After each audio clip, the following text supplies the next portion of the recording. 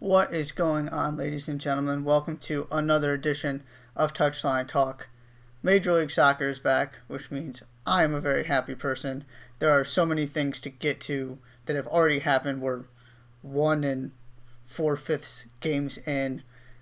But even before something happened in an actual competition, you saw one of the more powerful, impressive, well thought out, impactful moments of solidarity with the Black Lives Movement and racial justice that we've seen in the sports world so far.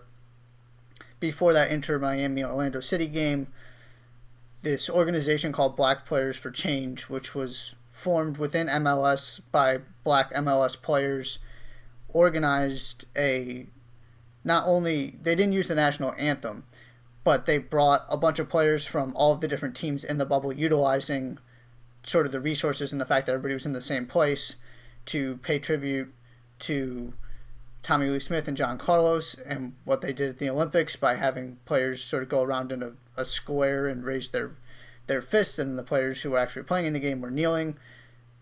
It was an incredibly powerful gesture. It shows what happens when an entire league can put itself together and all of the players are working in one unifying way, and credit to MLS for actually empowering their players to take the initiative and design this, plan it out the way that they wanted to, deliver the message that they wanted.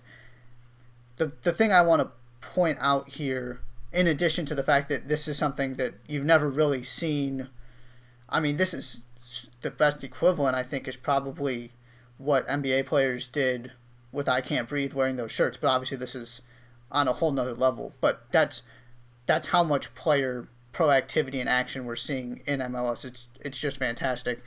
From a league perspective, though, my one question is, so what happens next?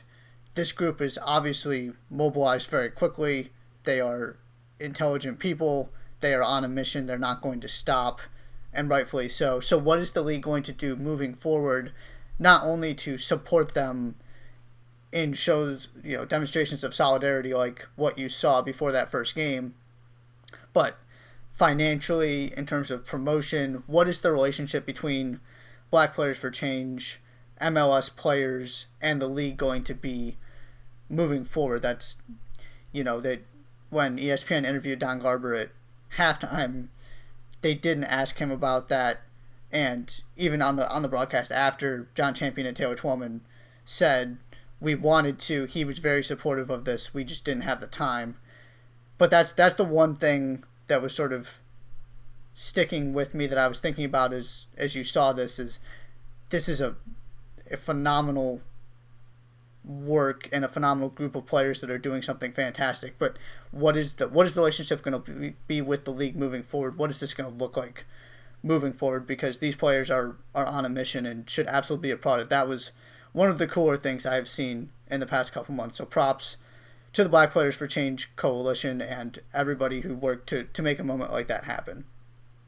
Then we get onto the field, and the talking point becomes the very scary injury to Andres Reyes of Inter Miami. Fairly early in the second half, Dom Dwyer just trying to shield him off, essentially doing what Dom Dwyer does as an aggressive center forward, and accidentally catches Reyes with an elbow in the throat. And all of a sudden, Reyes is really having difficulty breathing.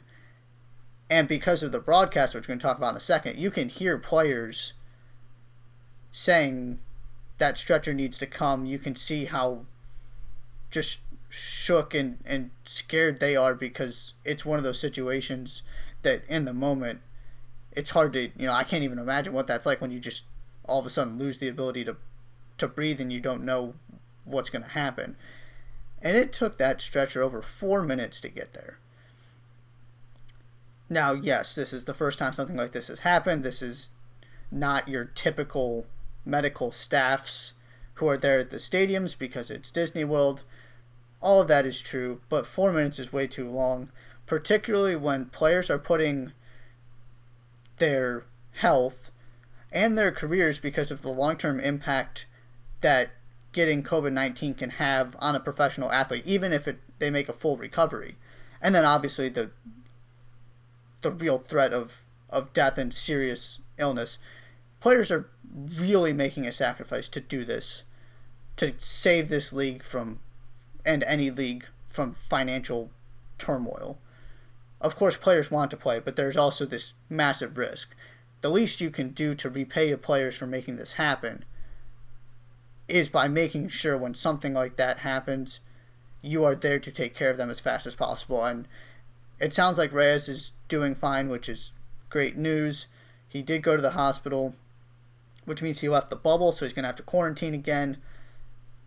It's an unfortunate series of events, but it's what had to happen because that was just scary and obviously not the way you want to start if you're MLS.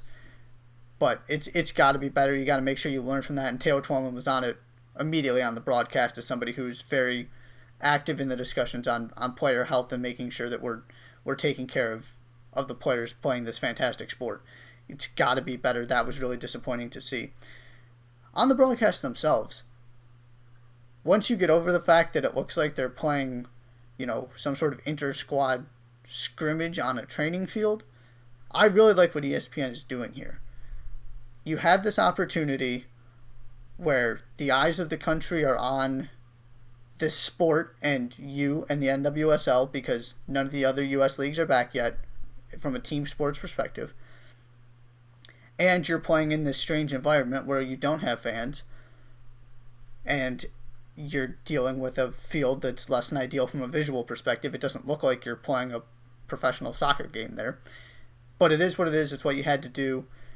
So you might as well mic everything up and have 20 cameras going and utilize this to give viewers a different experience. I absolutely love listening to goalies yell at people all game and to see the communication that goes on, because I think that's one of the things that is really hard to understand and appreciate when you're watching a traditional broadcaster while you're at a game, is that goalies are talking constantly. And some of it is interesting, sort of, here's your preference on where I want you to be for a free kick or something. But some of it is just continuing to yell things just to get into routine. I was very entertained by listening to the amount of times Andre Blake was saying things like away and just fundamental things of just being there to consistently communicate with your defense. It's a great learning opportunity for younger players who are watching this and getting to see just the communication level at the highest level of this sport. I love what ESPN's doing. I think it's different. It's not feasible long term when you have fans backing it, but that's okay. You got to make the most of this opportunity. You might as well experiment, give fans something different. I love being able to hear everything so clearly, which is one of the downsides I feel like so far in Europe, is that yes, you've got some fan noise piped in, or you've got the natural sound, but you're not hearing the sort of the story of the game the way that MLS has been able to deliver it. So I like what ESPN's doing from a broadcast perspective. To me, this is going about as well as it can. It sounds like there's going to be a decision on Nashville in the next 24 hours or so. I think they're going to pull out, which gives you 24 teams, 6 groups, even numbers all the way through. And then the one thing that MLS has been able to do to keep this bubble intact is that these positive tests from Dallas and Nashville have not spread. They have been contained and identified very quickly, which means if those teams are quarantined and are able to just stay to themselves, then all of a sudden you have a relatively safe environment and everybody's already inside the bubble now. So I think if you can get through this first little bit, you can rearrange things, figure out who's playing, who's not, what the new schedule is going to look like. There aren't going to be as many issues, and there's going to be much more confidence from a health perspective moving forward. On the game itself, Orlando City Inter Miami, I just love these Southeast matchups. You're going to throw Atlanta United in there, and those 3 teams are going to, Orlando and Atlanta already have a nice rivalry going. Inter Miami is going to be a great part of that too. Of course, you would rather have fans there, but I think these games are really interesting. And it's the second time for Inter Miami in their 3 games as an MLS club that they threw away a lead. This was very similar to what happened before the COVID break as well. And the game changed with the Reyes injury, partly because it was just such a scary thing, partly because Inter Miami brought on Rodolfo Pizarro, an attacking player, to replace him and went to 4 at the back instead of the 3 that they were playing with. It changed their formation and tactical approach. But they had control of this game, and then Nani started to get his feet under him and really took over for a little bit, and it resulted in 2 Orlando goals. He set the first one up for Chris Mueller, who got a start that I believe is so well deserved. I talked about that on Tuesday. He just works so hard. He's a good finisher. And he gets the start. He gets the goal. Nice back post run. And then Nani makes the difference in the 97th minute. And all of a sudden, Orlando's got a game that they probably didn't deserve, but that's just sort of how this tournament's going to go. That's how MLS is. Weird things happen all the time. It's a great start for Oscar Pereja, who is trying to finally get this team to be a viable threat in the East to get into the playoffs. Obviously, it's just one game. There's plenty of work still to be done. But that was big for Orlando, and it was because of Nani. And these kind of... when you're only playing, your 3 games to figure out who's getting into the knockout stage, you've got to have your difference makers step up. You got to have your creative forces create chances for your team. And Nani was not exactly engaged in the game throughout, but he grew in confidence, and all of a sudden, when they needed him most, he delivered. And that's what you saw. That's the margins in this league. Inter Miami didn't have that same kind of elite playmaking, that one moment of brilliance. They got a goal from Juan Agudelo, who, if he can start picking up goals, that solves your striker problem. That is one of the big question marks with this team, that they haven't been able to get the striker they wanted on the field yet. And Julian Carranza did come into this game, but they need somebody to put the ball in the back of the net on a consistent basis. Agudelo has done that in his career, at least to a certain extent. So that maybe he's the answer for Inter Miami. It was nice to see him get a goal, and they still were probably the better team. But at the end, Diego Alonso's got to be frustrated. This can't become a pattern, or they're going to be in trouble, especially in this group where I'm still, as NYCFC is not performing incredibly well again. They've been the better team for most of this game that is still going on. It's near done. But they're in danger of losing a 4th straight 1-0. And that would mean Philly's got 3 points. Orlando's got 3 points. You've already dug yourself a hole. And this group is not the deepest in the world, but there are some good teams, and if Orlando can get some momentum going and pick up another win or something, one loss to a team that's not to the 2 favorites in NYCFC and Philly really puts you in a bad spot if you're into Miami. So they're still learning, they're still growing. There's going to be some more pieces coming in. They don't have Leandro Gonzalez Perez for this tournament. And you still got to think that they're going to get that big time name to come play for David Beckham's team eventually. But this is not LAFC or Atlanta United coming into this league. And I think that's the important thing to remember, is there was a chance and this idea that because it was David Beckham, because it's Miami, they were going to come in with these high profile guys, whether it's because they're young talents that are on their way to Europe, or whether it's, your Carlos Vela and Bob Bradley combination in LA. This team is not quite on that level. I think they're better than they've shown so far and could absolutely find their way into the playoffs if this season continues past this tournament. But they are very much a work in progress, so I'm not stunned that they've struggled out of the gate a little bit, and their ceiling just isn't as high as these other teams that have come in and spent a bunch of money and really established themselves immediately as expansion franchises.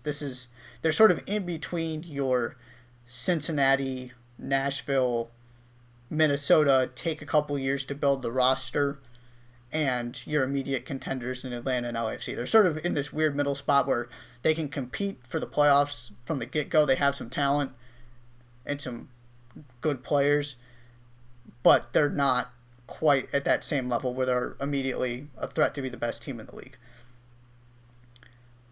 And then this game so far this morning, NYCFC Philly. I really like this NYCFC team. I've been saying that since we started talking about this tournament. They had a really nice stretch at the beginning of the second half. There was an odd similarity to the Inter Miami Orlando City game. The NYCFC is the better team. They're on the front foot. All of a sudden, Alejandro Bedoya pops up with a goal, and it all changes. And the other thing that I forgot to mention, from a social justice perspective, the Union are just having a terrific day. If they can hold on and get these 3 points, they're getting their young guys on the field. That bench is incredibly young. They had a couple injuries, so that meant Ilsinho had to start, which is less than ideal, but it also means these new academy products, in addition to Brendan Aronson, who is already capped by the U.S. national team at age 19, and Anthony Fontana, who's 20 and has already played for the team for a little bit. You've got your Cole Turner and your Jack DeVry on the bench as well. They already got the next group of academy guys. They're just fun to watch. It was not the best performance in the world from them, but they sort of built on the Black Players for Change and what you saw last night by deciding as a team to wear, instead of their own names, they put on the names of police brutality victims on the back of their jerseys, which was a really cool thing to see. It's a testament to Jim Curtin, to the togetherness of this team, to the way that this club functions. It just makes them stand out. It's a statement. It's something that they very clearly were invested in together as a unit, and it just did go final. So they pick up the 3 points. They steal the headlines with their proactivity and fighting for social justice. Mark McKenzie and Ray Gaddis are two of the players who were heavily involved in Black Players for Change. Just a good day all around for Philly. NYCFC's got to just go back to the drawing board. I'm still high on them. This group, at least if it stands as 6 teams, you've got all the opportunity in the world to get out of it and build some momentum. They're still trying to figure out what to do with this new coaching staff. But clearly the winners so far, Philly and Orlando. I would even argue Orlando's the bigger winner than Philly, just because Philly has the talent. They could have lost this game and been fine. Orlando really needed that momentum to get going, but this has been awesome so far. I'm a fan of the broadcast. We saw some really powerful activism and just demonstrations of solidarity with Black Lives Matter and just trying to make this world a better place. This is what MLS is all about. This is the beauty of the league, and hopefully we can figure out what's going to happen with Nashville, keep players safe, and this thing could be really fun. I'm excited.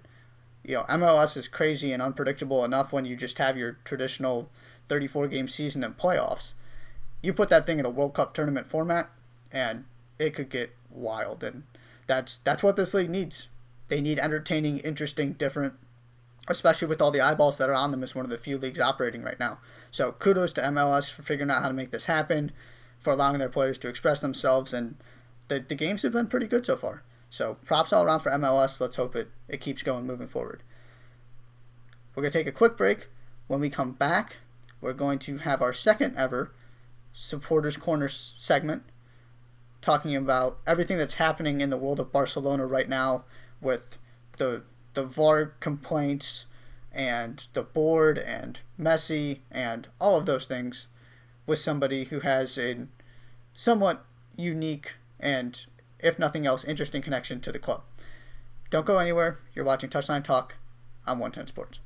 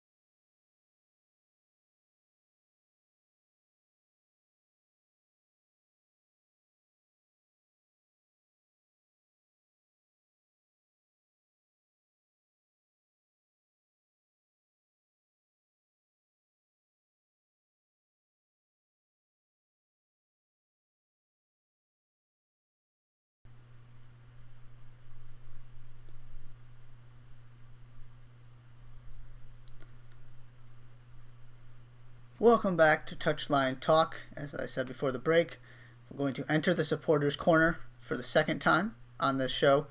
This week's guest is Liv Frzop, and I wanted to have Liv on, just because I wanted to talk about Barcelona. With everything happening right now, I wanted to get somebody who's more in tune with the club than I am's perspective on the drama that's unfolding, the title race, and the fact that Real Madrid's probably going to actually win this league for the first time in what feels like forever, that Barcelona has dominated so much, the uncertainty with Messi and the board and the manager situation, that there's just a lot going on with this team right now and this club as a whole organizationally. So I wanted to have Liv on, and you're going to hear Liv mention in sort of how she became a Barcelona fan. She has family in Barcelona. Barcelona has been ingrained in her family and then got ingrained into her. So she knows what she's talking about. She understands sort of the cultural components of this from a Barcelona perspective, which was really exciting to me as somebody who knows her, and part of why I want to have her on is it's not just her following this from afar. She also has experience sort of in Barcelona. She knows people in Barcelona, has connections there. So without further ado, we're going to jump into the supporters corner with Liv Frzop. Hi, Liv. Thanks so much for joining us.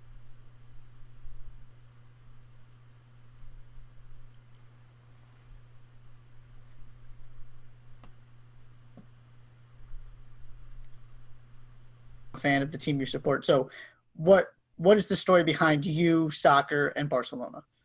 So I started playing soccer literally like kinder soccer. Like that was like, I was so excited. I had these cute little red cleats. I had red cleats like my whole life. They were so stupid and ugly, but I was like, red cleats, oh my God.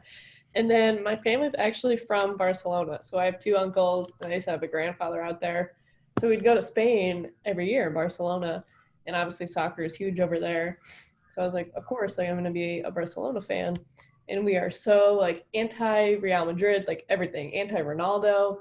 Like even one of my travel like soccer teams, I had the number 7, and my dad called up the coach and was like, no sevens. Like if you have any number 7 in my family, like you're cut off. It's like that legit. So I was number 10, and of course, like when I was young, like Messi had just started coming up. So like I have jersey still, and he's like number 19 and everything. So he was obviously my favorite player, and just like watching him be young and me also was like, he's my role model. And then ever since then, just like it's Barcelona all the way. Now, do you have a specific memory that sticks out, or a first memory you have as a Barcelona fan, whether it's Messi related or just the first time you remember Barcelona winning a title, just that sort of that first memory of your fandom? Well, I've always been a fan, but I think the biggest like memory that stuck out is actually for the El Clasico one year. My dad pulled me out of school, and we actually have a restaurant that's down the street called Barcelona, and my dad's friends with the owner. So of course he's like, we're going. He's like, we're going to Barcelona, and of course in my head I'm like, oh my God, we're getting on a plane. But no, we just went to the restaurant, which was like fine, but it was so fun. Like he got all of the Barcelona fans to come watch, and like the restaurant was closed because it was noon.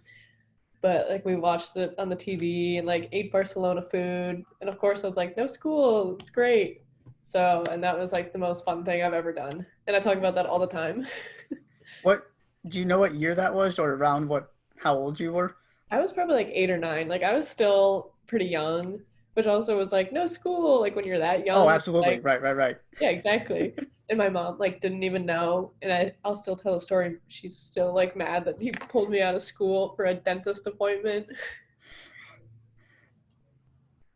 All right, so I also want to sort of fast forward to what's happening now, and the fact that this race in La Liga is not all that competitive. Barcelona's really fallen off since the restart. But more specifically, before we get into that, where are you on the immense amount of complaining related to VAR and Sergio Ramos's penalty, and this idea that Barca's getting robbed and referees and replay is handing this title to Real Madrid? Where are you on all of that? And just sort of considering the circumstances and just everything, it seems like there's all kinds of drama all over the place. And then you've got the Barcelona angle of the board and Messi and all of that we'll get to later as well. Well, I think that it wouldn't be a Spanish league without some kind of controversy, like especially when Sergio Ramos is involved.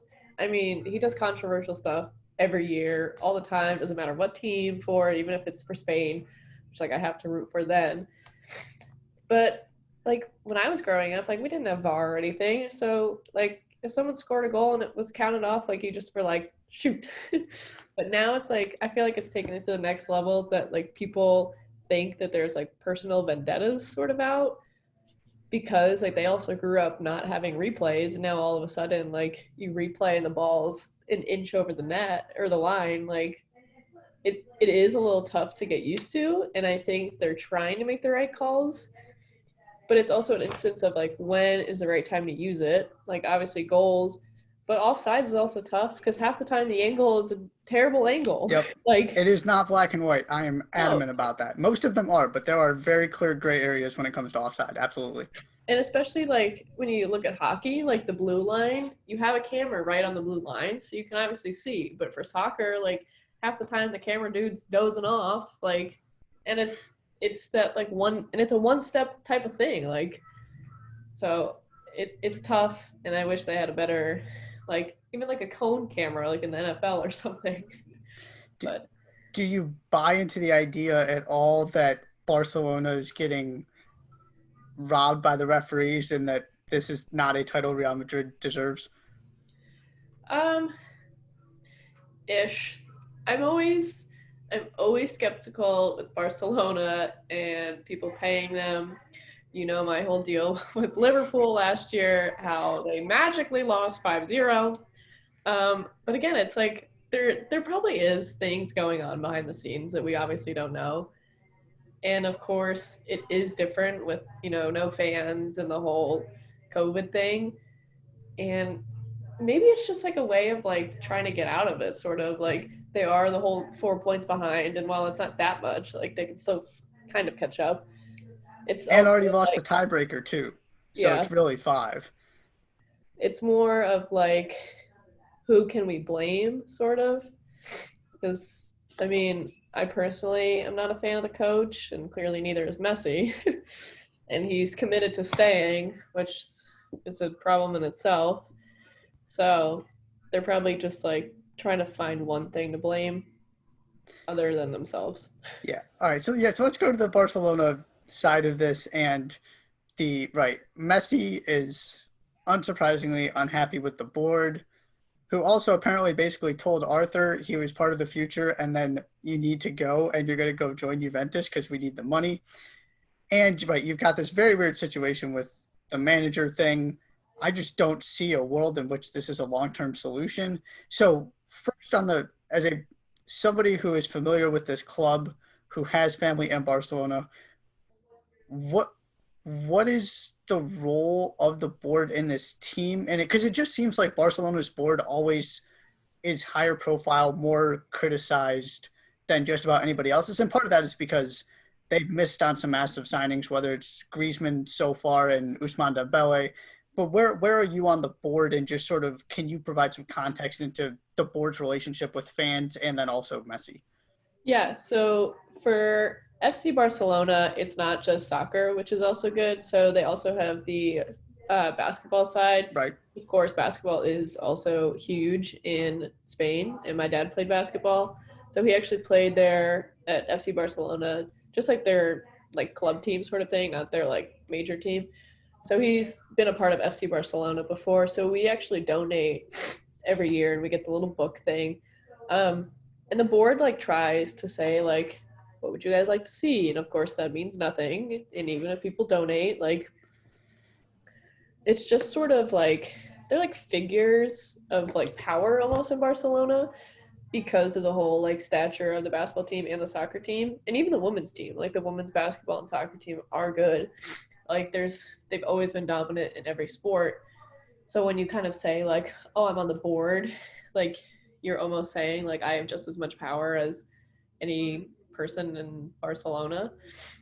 But it's also sort of, I mean, it is always tough with like signings and money and the whole, especially now that like Man City kind of got a slap on the wrist with their spending and how they kind of calculated their spending. It's more tough when like players are like, oh, I would love to stay and I want to do this or I want to leave. And like that doesn't really happen in the sports world because I could always say like I want to stay and then they ship you off, which we have seen. Or in like Neymar's thing where he left and then now he's like, oh, I want to come back. And they're like, no, you're not going to come back because you left us. It is tough for like a board member, but especially as a club manager and like coach, I think they play a higher role of who they want to play and who they pick. Because right now I kind of have a bone to pick with him of the Griezmann Rakitic thing. Like why wouldn't you just play both? Like why are you making it one or the other? And especially I think it's Sergi Roberto. Yeah, he plays on that left side. And he has a goal and an assist, but that's sort of it. Like it's not like he's producing anything. So why not just stick Rakitic in that position and then have Griezmann also play? I don't know. I don't understand. And he's also saying that Griezmann unsettles the setup of the team. It's not even that he won't play him. He's basically saying he's a negative. Yeah, which doesn't make any sense. He's third in goals and assists. And I get that Griezmann has played better and he's not playing at his best. But it's right after COVID, so he probably wasn't doing much. And it's still kind of a new team for him. Like he hasn't been there obviously as long as Suarez and Messi, which they already have a connection and they're kind of trying to fit this third spot. But like that's also playing mental games of like, oh, am I going to play today? Am I not going to play? He's doing the same thing with Umtiti too in the defense where he's a great defender. Why are you like sticking in random people for new games and then seeing if it works? This is not the time to see if things work. Like, all right, so you mentioned frustrations managerially, and this is Barcelona. There's a real chance they end up with no La Liga title, no Champions League. I mean, it's still in it, but, with the unpredictability of this thing, anybody could go out at any moment. So, and it just looks like there's going to be a managerial change in the near future. If you could have your pick, I'll give you two. Your dream appointment where you can just go get any manager you want. Pep, easy. I don't even need a second option. Pep and number two, in a realistic world, let's say – now, I think the Pep thing is interesting because I'm not sold that Manchester City is going to be able to keep this together if this Champions League ban is upheld. But let's say that the appeal works and Pep decides to stay regardless of what happens. In a realistic world where, Klopp isn't leaving Liverpool, Guardiola stays, who would the next person be that you're looking at if you can't just go get exactly whoever you might want? Okay, so this might be a hot take. And I think you're going to be shocked. But I think they need to bring Iniesta back. He has so much, he grew up in the program. He's old enough. He's played with these players. And he's like an old wise man at this point. And I think that ever since he moved to, I don't know, Saudi Arabia or wherever he was playing, he wants to, who wouldn't want to get back to Barcelona at that point? And at this stage, I always kind of say, it's not, obviously you coach, but at the same time, it's these players know what they're doing. You don't have to run drills with them with, and today we're going to learn to pass. You don't need that. You need someone that knows the system, knows the players, and knows how to put the players in the system, plug in easy, and then they can figure it out. During the game, you're not doing much other than subbing and saying, run harder, which I think Iniesta would be a perfect thing for that because he knows exactly the pieces of the puzzle that they need, how to work with them, and that just seems like a win-win for me. But okay, so in that same vein, the other name that is very much sort of same idea, but a couple years ahead because he's already got managerial experience is Xavi. Are you sort of the same idea there? And even you mentioned with Pep, sort of keeping it. So you're very much in the camp of keep it inside the Barcelona family. You need to understand how Barcelona plays more than anything else. Yeah, definitely. Especially because they do play such a different style than most teams. I always say Liverpool plays the kick and run, kick it up to Mo Salah and they score. But Barcelona doesn't do that. And of course it drives my dad crazy of why are they passing in the box? Well, it's Barcelona. Right. They're gonna pass no matter what. and that is a very tough style to coach and to get used to. Like I even tried bringing it to my high school team of saying like, you guys can pass. Like passing a 2 foot pass is not a problem. Like get that out of your head. Every other coach is like, if you make a 2 foot pass, that's so stupid. Like no, that helps and that keeps possession. And again, that's like a tough mentality to sort of get through your head. So I think if there is a player that has played and has grown up in the system, it's a lot different than just like sticking somebody in and being like, yeah, teach them how to pass 2 foot passes back and forth between one defender. So And it is very specific to Barcelona, where most other clubs, I don't feel like that would be a real consideration. But with Barcelona, it absolutely is because of, right, the philosophy, the style. Okay, so the other thing, as we sort of start to wrap up here, for you, let's say things sort of continue. Maybe Barcelona gets through another round of the Champions League. Real Madrid goes on to win La Liga. How would you characterize this season? And also just understanding, this is my other thing going back to the VAR conversation too. In the last 7 years, Barca has 5 titles, Real Madrid has one, and Atletico Madrid has one. It's not like this is some sort of pattern that Barcelona has continuously not topped this league. So where are you on this season? oh geez. Um, well, for me, Barcelona is still not out. I mean, obviously, like you look at the Premier League and it's like a 20 point difference. This is a 4 or 5-ish Right. point thing. It's the closest thing to a title race left. Yeah, exactly. And I mean, Real Madrid, they still have like tough teams that they have to play. Like they have to play Villarreal, which is a tough team, and Granada. So it's not like they're playing teams where Barcelona is playing like Alves and Osasuna. Like I mean, they're obviously good, but they're not. They're very, very winnable games. And if Real Madrid does slip up, which they easily can, I think it'll be a little bit more interesting. Um, I know Barcelona plays today too, so it's interesting to see. Like last game, they played really, really well, which is good. Like they finally clicked. But why are they clicking with only 4 games left is kind of the tough thing. And I don't know if that's a COVID thing or if that's a coach thing or if that's just like a player mentality thing. Um, but I think every even club at this point is using the season just sort of make sure your players are healthy, who do you want to get, what do you want to see the future as, and not really like this is a title race. I mean, obviously a title is a title, and while the game counts are the same, like you did have a 3 month break, like 100 days, and that's tough to kind of form any sort of season ending to. Like, I mean, 100 days is that could be a whole season in itself almost. So it's a little tough to say like, oh, like what did we see from this season? I mean, we saw a good first half, a large break, and then sort of like, okay, like, I mean, Messi has been playing okay. He's not playing bad. Griezmann's okay. Suarez is actually probably at his height of this season. I mean, he scored beautiful goal after beautiful goal in the past couple games, which has been nice.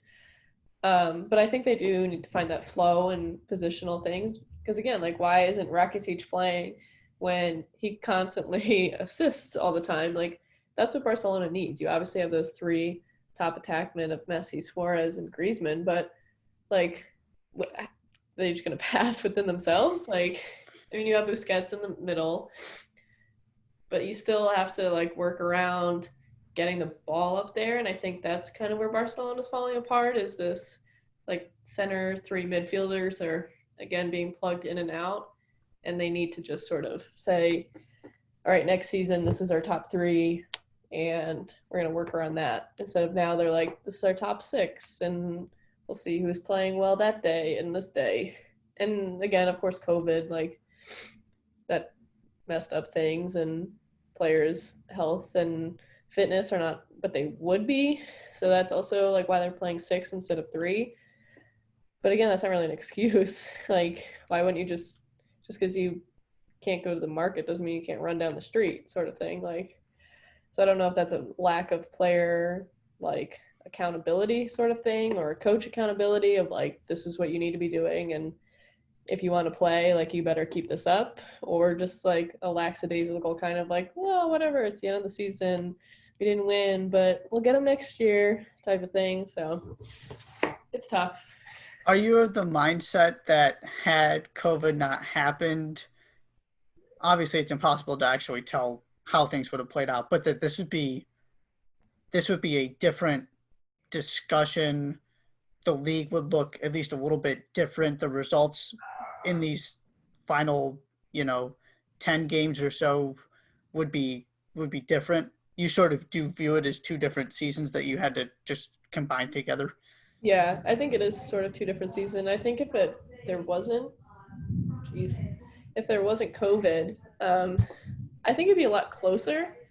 Like obviously Real Madrid and Barca are pretty close, and then the next two are 10 points off, and then they sort of drop down like 5-4. So it's not as tight, and obviously La Liga is not as close as Premier League, where like they're battling week in week out for those top three, bottom three, those type of things. Like La Liga is a little bit weaker, but usually those top 5, 6 are a lot closer than we see now. So yeah, I think if it was one continuous season, I think it'd be a little bit closer, especially with all the changes that happened with Barcelona, like Barcelona getting Griezmann and everything. I think it was a lot of change all in one year, which is a lot for one league. Yeah, that's a valid point. That right. This was a sort of a transition year for Barcelona to a certain extent that they got derailed. That's a good point I hadn't thought about. Okay, final question: Where does Barcelona go from here? What needs to happen? What is the biggest issue, either on the field or at the administrative level? Anything relating to this club that you think needs to be addressed to go win La Liga next year and get back to winning the Champions League? I think for Barcelona, they're relying heavily on older people, which again is fine. I mean, the top three are very experienced and they can score goals. But Barcelona has always brought in these players that are very, very young. I mean, there is a 19-year-old Puig or whatever, however you say his name. I know it's not Puig, that's the baseball player. It's spelled the same way though. It's like Pooch or something. And he's from the Barcelona area, which they love. Like, and of course he grew up in the academy and all that. But that's just one player. Like Barcelona continuously has brought in these young kids from their academy, but to just bring in one for the season, like I think that kind of, I don't know. It's actually kind of scary because like we saw Iniesta, Xavi, Busquets, like all these people, they grew up together. Like they grew up playing together. Messi played, Piqué played, like all of them. Right. They built, I mean, it's one of the greater academy classes. Yeah. I mean, obviously they didn't all come at the exact same time, but right, that you built a core of the best team in the world out of your academy. Yeah, That's pretty high standard. and now that you're only bringing in one, though, like, does that mean that there's only one coming out of that? I mean, you see in the Premier League, a lot of them are bringing in, especially now towards the end of the season, like they're younger kids. And while like Barcelona can't exactly do that yet, especially because they're only 4 points behind, like they still need to have it in the discussion, bring them into the practice squad. Like, you can't just have one 19-year-old practicing. Like, this is like your future of Barcelona. And like, Messi can't play forever. Piqué can't play forever. Jordi Alba even like is getting old in terms of soccer. Like, so they need some youth spark, and they don't even have to be like another Messi. Like, they just need somebody that's different, a younger, more like eager player, sort of. Because I mean, Messi, I love Messi, but he runs half the time now, and like he doesn't have to run the full time. But if you get a 19-year-old kid, they're sprinting after every ball because they want to. Like, they still have something to prove. But now, like everybody in Barcelona is like, I'm good. I know I'm good. Like, okay, next game. And I think that also goes to the point you made earlier about that midfield and the idea of, what makes Liverpool so effective playing a similar formation with, the three strikers, Yeah, attacking players up top, is that by pressing so much, they find a way to generate that offense without having a creative midfielder sitting there to distribute the ball. They just have three midfielders that work really hard and press. And so exactly. all of a sudden, that's how they generate that connection that you were talking about, that missing link between the midfield and the forwards. And, for Barca, that's Messi, essentially.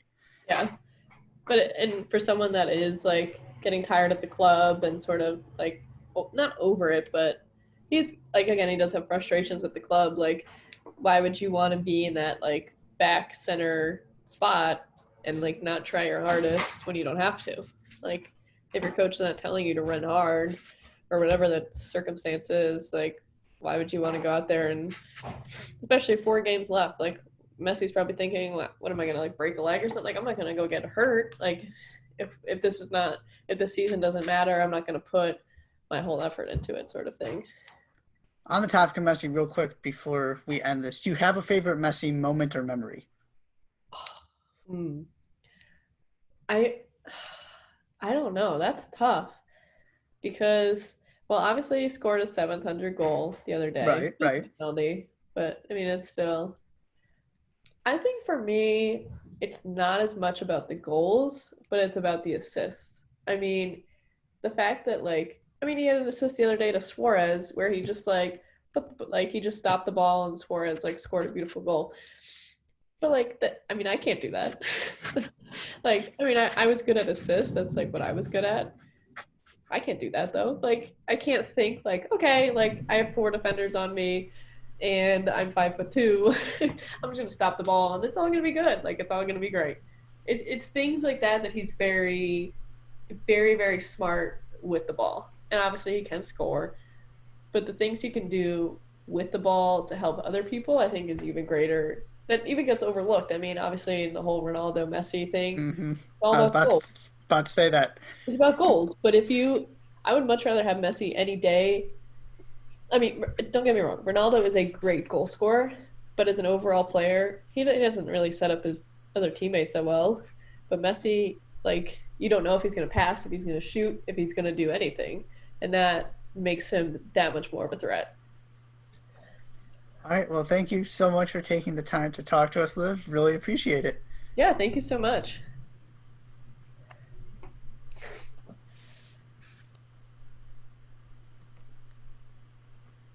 Thanks again to Liv for coming on, joining us in the Supporters Corner this week. Apologize for the brief technical difficulties there at the beginning. Got through it though. And I also wanted to mention we recorded this yesterday, which is why when you heard Liv referring to Barcelona playing, that game did happen. Barcelona did go on and win. So just wanted to address that as well. But I really appreciate Liv being able to provide some insight. I just think situations like this are fascinating. This is obviously one of the biggest clubs in the world, one of the biggest brands in sports, period. And there's just so many questions right now. And you've got Messi, who's sort of transitioning. Maybe he leaves, maybe he doesn't, but regardless, he needs help. You've got the managerial situation. Very frustrated with the board all around. Messi isn't really listening to coaching staff right now. There's just a lot going on. So, wanted to have Liv on. Again, thank you to her for providing some insight. We're going to take another break. When we come back, we're going to do what we always do, look at what's next, all kinds of things happening.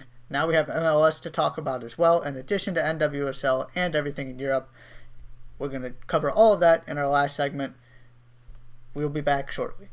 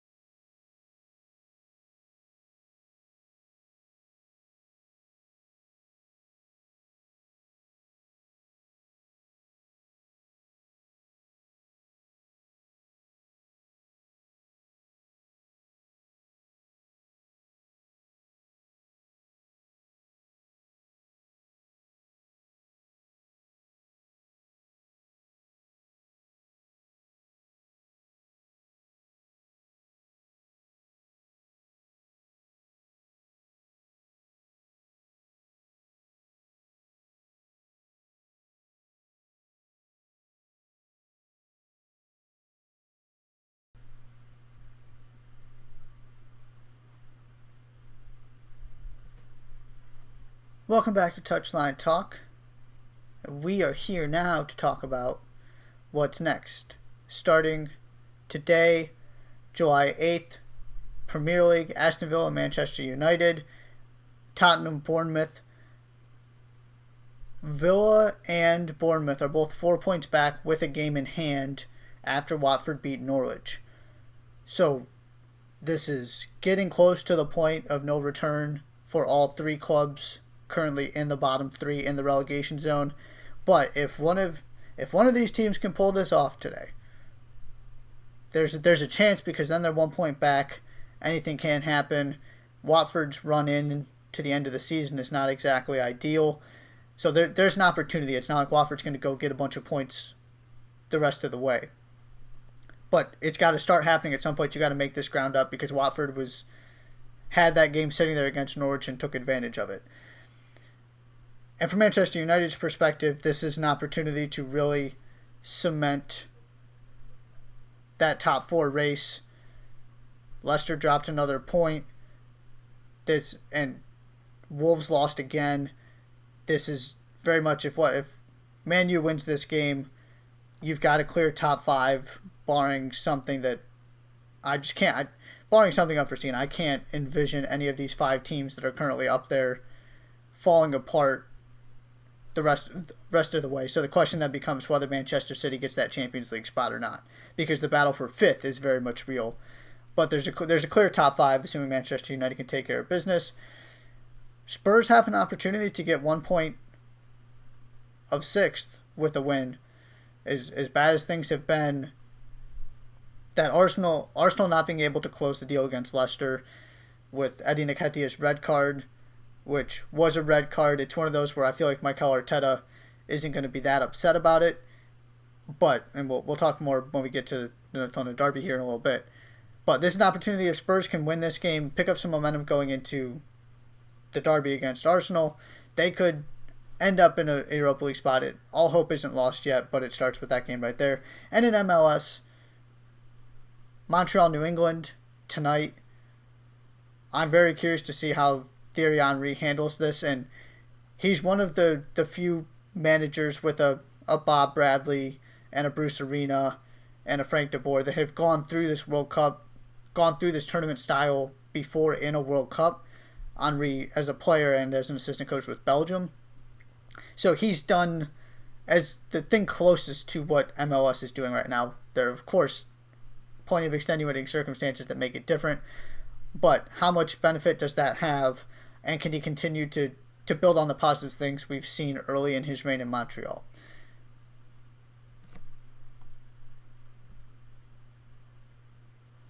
Next, we go to Saturday. Sheffield United, Chelsea. Again, this is Chelsea trying to continue to build. They moved into third and have looked really good. Christian Pulisic continues to be sensational. Sheffield United is now only 1 point back of Wolves. That win sort of changed the trajectory of these races. It put Sheffield United back squarely in the Europa League conversation for that sixth place, and also really hurt Wolves' chances. That's 2 losses in a row of trying to catch those top 5 teams and have hopes of getting into the Champions League next year. I am shocked at how quickly Wolves fell apart, but that's the reality of the situation. Sheffield United is still very much in that conversation. It's, 2 teams that have had great seasons. Can Chelsea continue, or is this another game where Sheffield United catches them and all of a sudden this race between Chelsea, Leicester, and Manchester United takes another turn? In Italy, Juventus, Atalanta, and this is not about the title race because Lazio continues to struggle. Juventus continues to take care of business. This is just because I wanted to talk about how exciting this game could be and how interesting it is. Juventus is clearly the best team in this league. However, Atalanta has not lost since January 20th and is scoring goals at a ridiculous rate. I'm just excited to see what happens here and this kind of test for Atalanta, who are still in the Champions League, by the way. There is an incentive not only to clinch their Champions League spot for next season, But if they can continue this form that they've had since the restart and really since the calendar turned to 2020, and we're going to talk about this when the Champions League gets closer, but this team is a force to be reckoned with. They are absolutely fascinating. They score goals for fun. So I wanted to highlight that. It's worth watching just as a soccer fan, as an interesting game. It's not going to matter in the grand scheme of things all that much. But these two teams absolutely have something to play for. And Atalanta needs to be on people's radar. And they're absolutely worth watching. They are just fascinating and incredibly appeasing. Just the system they play, they get goals. They're exciting to watch. So I wanted to bring that up. Then we go to MLS. Atlanta United, New York Red Bulls is the higher profile game of the day. What does Atlanta look like without Joseph Martinez? What does Atlanta look like coming out of this restart? And New York Red Bulls, obviously the same questions for them. They're not missing a Joseph Martinez, but these are two teams that are very much consistently near the top of the Eastern Conference. Red Bulls took a little bit of a step back last year, but they are still capable of beating anybody. Again, that the high press system, is that effective, or is that one of the things that we talked about this with San Jose in our MLS's back tournament preview? It's a different kind of pressure, but these teams that exert so much energy, can they catch people by surprise when everybody's not in great shape, or are they the teams that are hurt by it? Because most of these games, you're going to see a lot of second half goals. Teams are really just sort of feeling each other out these first 45, 60 minutes, and then the subs come on and things start looking different. You saw it happen in the Premier League, and you're seeing it happen in this tournament as well. So Red Bulls is one of those teams that is just interesting to see how they adapt and handle the circumstances that they've been given. Then we go to Sunday. North London Derby, Spurs, Arsenal. Doesn't get much better than that. Again, this is two teams battling for Europa League spots and to finish ahead of each other. And even in that draw against Leicester, I sort of referenced this earlier, Mikel Arteta's really still got to feel good. Arsenal were the better team for large portions of that game. Eddie Nketiah comes on. He's just trying to close down James Justin. And, because if he gets the ball, he's going the other way on a breakaway, essentially. It's a sloppy, reckless tackle. It was absolutely a red. But there was obviously no malicious intent. And it's one of those that you just kind of have to live with. I feel like if you're Arteta, he was trying to do something good. He just made a mistake. But it really did change things. Leicester went on the front foot, put a lot of pressure on him, got the equalizer through Vardy. Could have done a little bit more to push for a second, in my opinion. But it was a fair result overall. But Kasper Schmeichel kept Leicester in the game in the first half. Arsenal easily could have had 2 or 3 goals. It was a solid performance again. This team is absolutely headed in the right direction. So can you build on that and then go beat your nemesis in Spurs? Then MLS, Toronto FC, DC United, highest profile game. What does Toronto look like as, what role does Josie Altidore play, if any? I really like this Toronto team. They're obviously one of the best in the league. I'm also curious about DC. Has Ben Olsen done some reflecting in his time off? Is he going to sort of change their approach in where he's positioning players? Which is, again, something we mentioned on Tuesday with Julian Gressel in particular. He's not a 10. He's a winger. Where does that look like? Can Toronto get off to a good start in this tournament and really put themselves in position to challenge for it? And then the NWSL. Last set of group stage, if you want to call it that, games happening Sunday, and then we'll get to Monday in a second. So you got Washington Spirit, Houston Dash, Chicago Red Stars, Utah Royals on Sunday. And all of a sudden, particularly with Sky Blue beating Houston last night in a very comprehensive, impressive performance from Sky Blue, and Houston being better than I thought they were going to be. Those were the 2 worst teams in the league last season. They both have wins now, and they both have 4 points.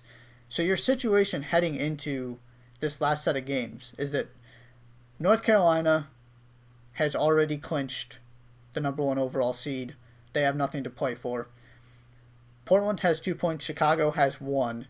Two of the stronger teams in the league that just haven't been able to get things going. And everybody else has 4 points. The other 5 teams, which includes Washington, Houston, and Utah, that play on Sunday. So this could go 500 million different directions, which is fascinating. It is just jam-packed in the middle. And you also, if you're a Portland or a Chicago, have an opportunity to jump up and avoid having to play North Carolina if you can win that last game. So there's absolutely incentive all around. This tournament has turned out really well from a parity competition perspective, because these last games are going to change an incredible amount when it comes to who plays who when you get into the knockout stage. So then we get to Monday. Manchester United plays again against Southampton. I don't have too much to say here other than just this is United again. Can they continue rolling? Southampton is always a tricky team. Ralph Hasenhüttl has done a really nice job there. But they just don't have that sense of urgency that they did maybe earlier when you're trying to recover from a poor start. So, United's got to feel really good about their chances here, obviously. But wanted to at least briefly touch on that and acknowledge that United's playing again. LAFC kicks off their tournament appearance against the Houston Dynamo. The Galaxy play the Portland Timbers. What do these LA teams look like without key players in Jonathan Dos Santos and Carlos Vela? And again, these games also matter for the regular season.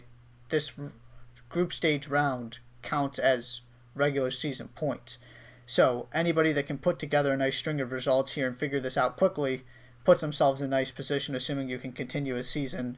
And we have an MLS Cup sometime in December, theoretically. And then your other 2 NWSL games, OL Reign, Portland Thorns, Sky Blue, North Carolina Courage. So Sky Blue have the unfortunate task of facing North Carolina. However, if you're Paul Riley, you've really got to think about, and I would assume they're going to rest at least some players because they just have nothing to play for. And then the next game, if they lose, they're out. So Sky Blue might have caught a huge break here. And coupled with their win last night where they just looked really good, they could end up second or third in this easily if they can beat whatever team the Courage sent out there. Portland, again, just trying to build a little bit of momentum heading into the knockout stage. Can you jump a couple teams by getting to 5 points? Because mathematically all these teams at 4, some of them are going to end up at 4. So you've got, every opportunity to move up the table. OL Reign, another one of those teams with 4 points. There's just all kinds of things happening. I am very fascinated by this tournament. It's been really good. Got to give props to NWSL for the way that they've delivered this thing. We're getting to the good part after these couple games, which is the knockout stage. And then by the time that's done, you've got MLS moving into deeper stages of its tournament. And soccer is back in full force in the United States, which is terrific. Plenty of soccer to watch over these next couple days before we come back on Tuesday. Whatever league you want.